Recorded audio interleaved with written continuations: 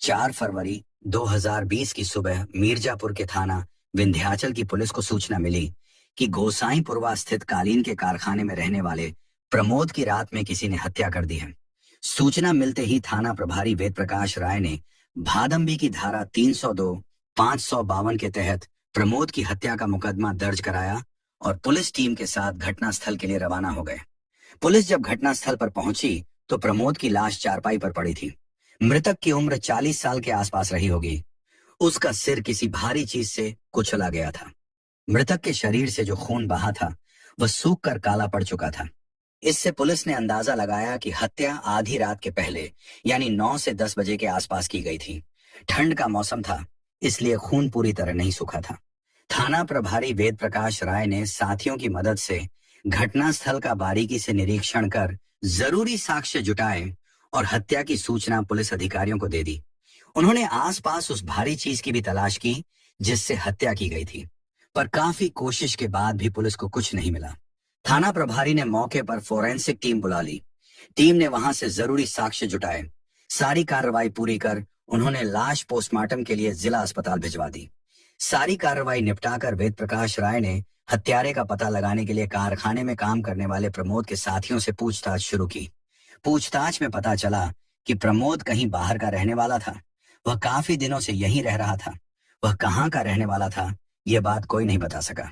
बस इतना ही पता चला कि उसके परिवार में पत्नी और 2 बच्चे थे।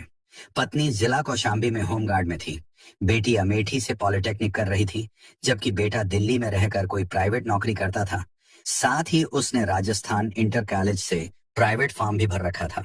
प्रमोद मिर्जापुर में कालीन बुनाई का काम करता था, जबकि पत्नी कंचन लता कौशाम्बी में होमगार्ड में प्लाटून कमांडर थी। इसका मतलब दोनों अलग अलग रहते थे। पूछताछ में प्रमोद के साथियों ने यह भी बताया था कि पति पत्नी में पटती नहीं थी। प्रमोद पत्नी से अक्सर मारपीट करता था। उसकी इस मारपीट से आजिज कंचन लता मिर्जापुर कम ही आती थी। थाना प्रभारी राय को जब पति पत्नी के बीच तनाव की बात पता चली तो उन्हें लगा कि कहीं प्रमोद की हत्या इसी तनाव के कारण तो नहीं हुई। पूछताछ में उन्हें यह भी पता चला कि उस कारखाने में सीसीटीवी कैमरे लगे हैं। इससे उन्हें उम्मीद जगी कि सीसीटीवी फुटेज से हत्यारे का अवश्य पता चल जाएगा। उन्होंने उस रात की सीसीटीवी फुटेज की जांच की तो उनकी उम्मीद पूरी तरह से खरी उतरी।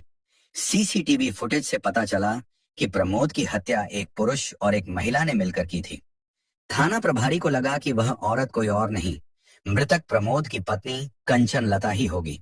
राय ने सीसीटीवी कैमरे की फुटेज प्रमोद के साथ काम करने वाले कर्मचारियों को दिखाई तो उस महिला की ही नहीं, बल्कि उसके साथ हत्या में शामिल पुरुष की भी पहचान कर दी। वह औरत मृतक प्रमोद की पत्नी कंचन लता ही थी। उसके साथ जो पुरुष था वह उसका भाई अम्बरीश था। प्रमोद की हत्या बहन भाई ने मिलकर की थी। प्रमोद के हथियारों को पता चल गया था। अब उन्हें गिरफ्तार करना था, लेकिन उन्हें गिरफ्तार करना इतना आसान नहीं था, क्योंकि थाना प्रभारी वेद प्रकाश राय जानते थे कि अब तक कंचन लता फरार हो चुकी होगी। हत्या के बाद उन्होंने उसे बुलाकर पूछताछ भी की थी। तब उसने स्वयं को निर्दोष बताया था। फिर भी एक पुलिस टीम कौशाम्बी गई। जैसी पुलिस को आशंका थी वैसा ही हुआ। कंचन लता वहां नहीं मिली। उसका मोबाइल नंबर उनके पास था ही। पुलिस ने यह बात एसपी डा धर्मवीर सिंह को बताई तो उन्होंने कंचन लता का नंबर सर्विलांस टीम को देकर उसके बारे में पता करने का आदेश दिया। यही नहीं, उन्होंने सर्विलांस टीम के अलावा एसआईटी और स्वाट को भी कंचन लता व उसके भाई अम्बरीश को जल्द से जल्द गिरफ्तार करने का आदेश दिया। इसी के साथ उन्होंने दोनों भाई बहन को गिरफ्तार करने वाली टीम को 25,000 रुपए बतौर इनाम देने की घोषणा भी की।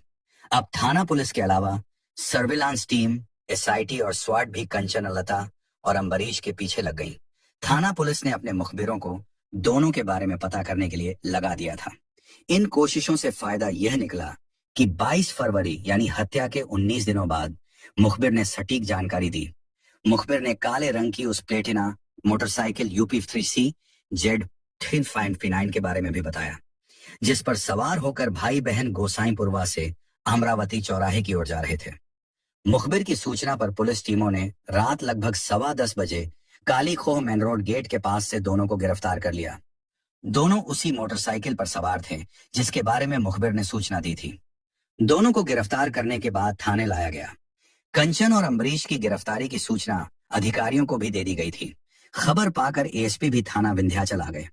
उनकी उपस्थिति में कंचन और अम्बरीश से पूछताछ की गई तो दोनों ने हत्या का अपराध स्वीकार करने के साथ प्रमोद की हत्या के पीछे की जो कहानी सुनाई वह इस तरह थी। इस कहानी की शुरुआत सन 1999 में तब हुई जब अम्बरीश नाबालिग था। वह उत्तर प्रदेश के जिला गोरखपुर के थाना सहजनवा के गांव बेलवाडांडी के रहने वाले सोहरत सिंह गौड़ का सबसे छोटा बेटा था। उससे बड़ा एक भाई धर्मवीर और दो बहनें शशि किरण तथा कंचन लता थीं। शशि किरण शादी लायक हुई तो सोहरत सिंह ने उसकी शादी जिला संत कबीर नगर के रहने वाले दशरथ सिंह से कर दी। इसके बाद उन्हें दूसरी बेटी कंचन लता की शादी करनी थी, क्योंकि वह भी जवानी की दहलीज पर कदम रख चुकी थी। सोहरत सिंह उसके लिए घर वर की तलाश में लगे थे, लेकिन वह उसकी शादी कर पाते उसके पहले ही उसके साथ एक दुर्घटना घट गई। जवानी की दहलीज पर कदम रख चुकी कंचन लता काफी सुंदर थी। सुंदर होने की वजह से गांव के लड़कों की नजरें उस पर जम गई थीं। ज्यादातर लड़के तो उसे सिर्फ देखकर ही संतोष कर लेते थे, पर उन्हीं में एक प्रमोद था जो उसके पीछे हाथ धोकर पड़ गया था। कंचन को एक नजर देखने के लिए वह दिन भर उसके घर के आसपास घूमता रहता था। उसकी हरकतों से कंचन को उसके इरादों का पता चल गया। कंचन उस तरह की लड़की नहीं थी। उसे खुद की और माता पिता की इज्जत का ख्याल था। वह जानती थी कि अगर एक बार बदनामी का दाग लग गया तो जीवन भर नहीं छूटेगा। यही सब सोचकर एक दिन उसने प्रमोद को डांट दिया। प्रमोद दब्बू किस्म का लड़का नहीं था। वह कंचन से प्यार करता था, इसीलिए डांट का भी जवाब प्यार से ही दिया। उसने कहा, कंचन, मैं तुमसे प्यार करता हूँ। तुम मेरे दिल में बसी हो। मैं तुम्हें रानी बनाकर रखूंगा। कंचन तो वैसे ही गुस्से में थी। उसने प्रमोद को दुत्कारने वाले अंदाज में कहा, शक्ल देखी है अपनी, जो मुझे रानी बनाने चला है। तेरे जैसे 36 लड़के मेरे पीछे पड़े हैं, पर मैंने किसी को राह में नहीं आने दिया, तो तू किस खेत की मूली है? मैं उन 36 में से नहीं हूं। मैंने तुम्हें चाहा है तो अपनी बनाकर ही रहूंगा। प्रमोद ने कहा, अरे जाओ यहां से, फिर कभी इधर दिखाई दिया तो हाथ पैर तोड़वा दूंगी। कंचन ने धमकी दी। उस समय कंचन अपने घर पर थी, इसलिए शोर मचाकर बखेड़ा कर सकती थी। प्रमोद उसके घर के सामने कोई बखेड़ा नहीं करना चाहता था, क्योंकि वह वहां पिट सकता था। इसलिए उसने वहां से चुपचाप चले जाने में ही अपनी भलाई समझी। लेकिन जाते जाते उसने इतना जरूर कहा, तू कुछ भी कर ले कंचन, तुझे बनना मेरी ही है। कंचन के लिए यह एक चुनौती थी। वह भी जिद्दी किस्म की लड़की थी। उसके घर वाले भी दबंग थे, गांव में किसी से न डरने वाले, लड़ाई झगड़ा और मारपीट से भी नहीं घबराते थे। यही वजह थी कि कंचन किसी से नहीं डरती थी। उसने प्रमोद की शिकायत अपने घर वालों से कर दी। इसके बाद तो दोनों परिवारों में जमकर लड़ाई झगड़ा हुआ। प्रमोद के घर वाले भी कम नहीं थे, पर गांवों में लड़की की इज्जत घर परिवार की इज्जत से ही नहीं, गांव की इज्जत से जोड़ दी जाती है। इसलिए गांव के बाकी लोग सोहरत सिंह की तरफ आ खड़े हुए। इससे प्रमोद के घर वाले कमजोर पड़ गए, जिससे उसके घर वालों को झुकना पड़ा। इस घटना से प्रमोद की तो बदनामी हुई ही, उसके घर वालों की भी खासी फजीहत हुई। ये सब कंचन की वजह से हुआ था। इसलिए प्रमोद उससे अपनी बेइज्जती का बदला लेना चाहता था। वह मौके की तलाश में लग गया। आखिर उसे एक दिन मौका मिल ही गया। गर्मियों के दिन थे, फसलों की कटाई चल रही थी। लोग देर रात खेतों पर फसल की कटाई और मढ़ाई करते थे। उस समय आज की तरह ट्रैक्टर से मढ़ाई और कटाई नहीं होती थी। तब कटाई हाथों से होती थी और मढ़ाई थ्रेशर या बैलों से। इसलिए फसल की कटाई और मढ़ाई में काफी समय लगता था। गर्मी के बाद बरसात आती है, इसलिए लोग जल्दी से जल्दी फसल की कटाई और मढ़ाई करते थे। इसके लिए लोग देर रात तक खेतों में काम करते थे। कंचन के घर वालों की फसल की कटाई और मढ़ाई लगभग खत्म हो चुकी थी।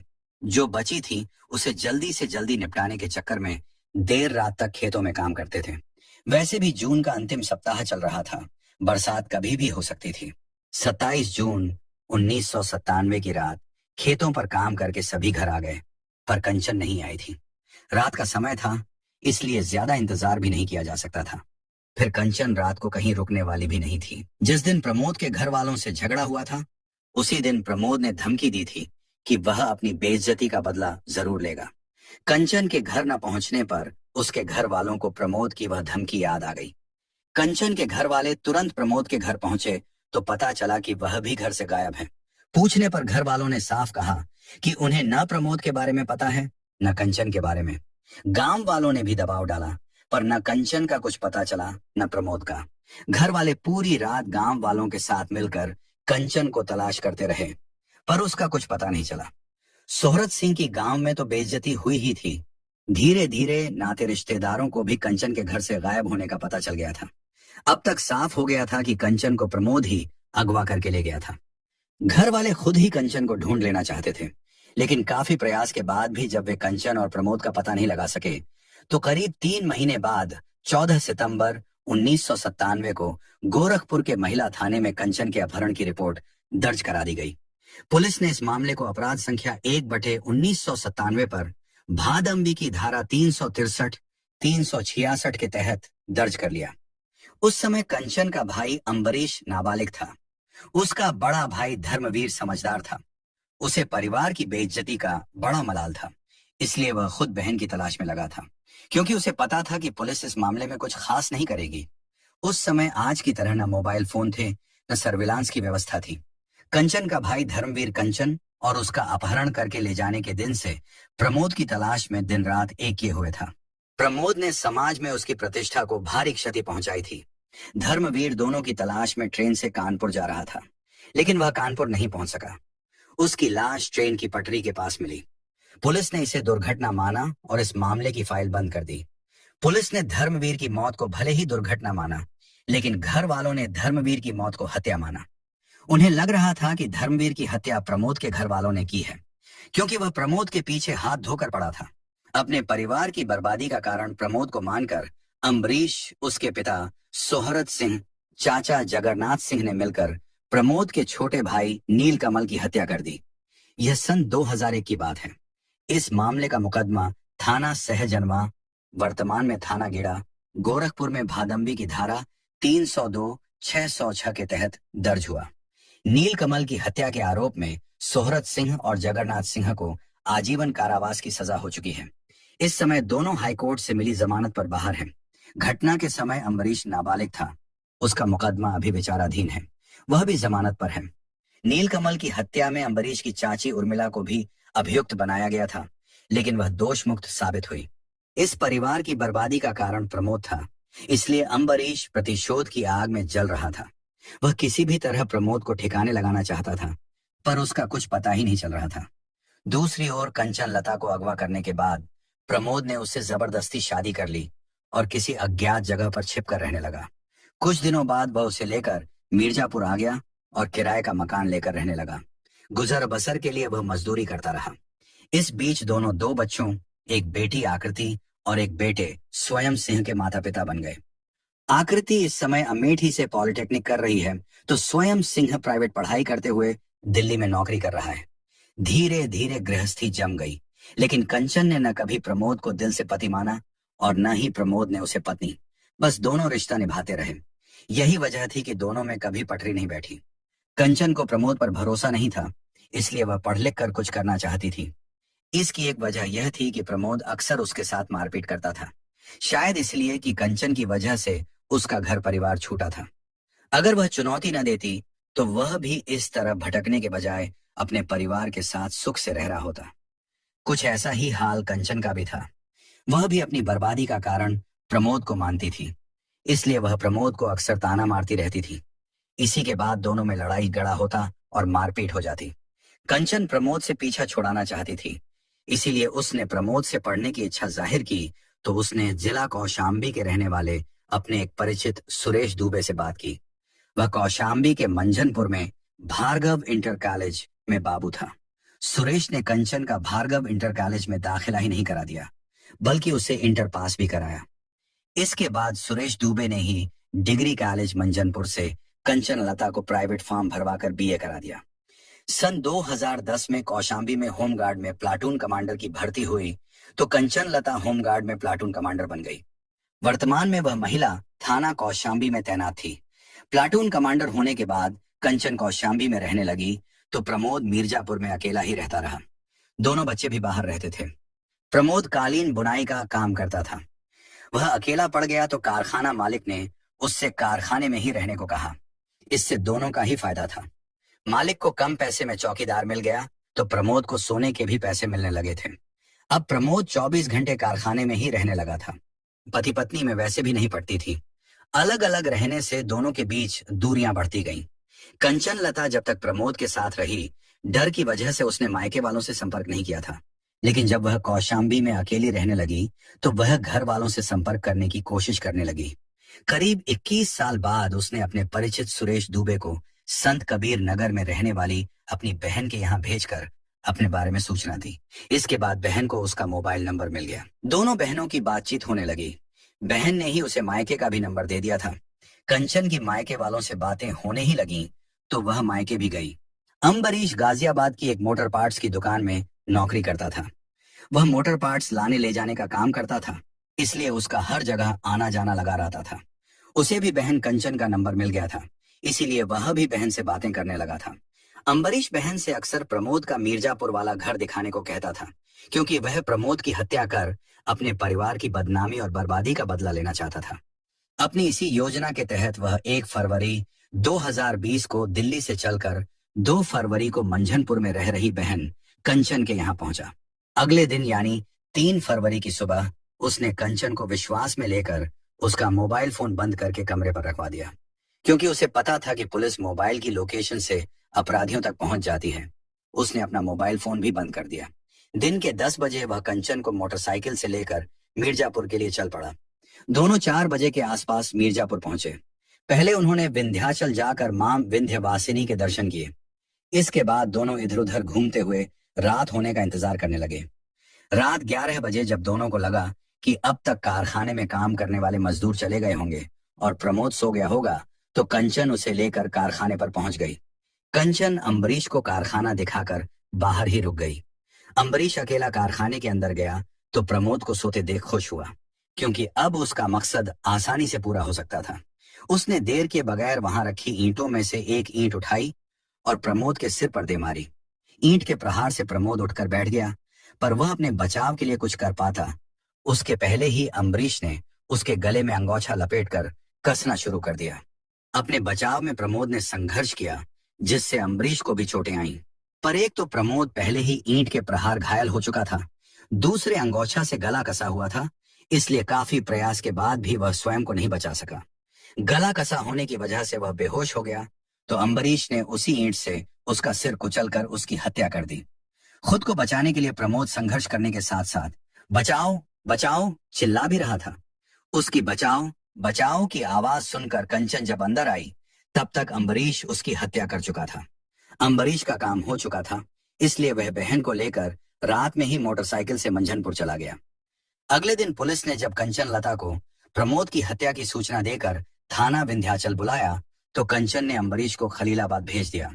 इसकी वजह यह थी कि प्रमोद जब खुद को बचाने के लिए संघर्ष कर रहा था, तब उसे चोटें आ गई थी। उसके शरीर पर चोट के निशान देखकर पुलिस को शक हो जाता और वे पकड़े जाते। अम्बरीश को खलीलाबाद भेजकर कंचन लता सुरेश दुबे के साथ थाना विंध्याचल आई। इसके बाद वह भी फरार हो गई।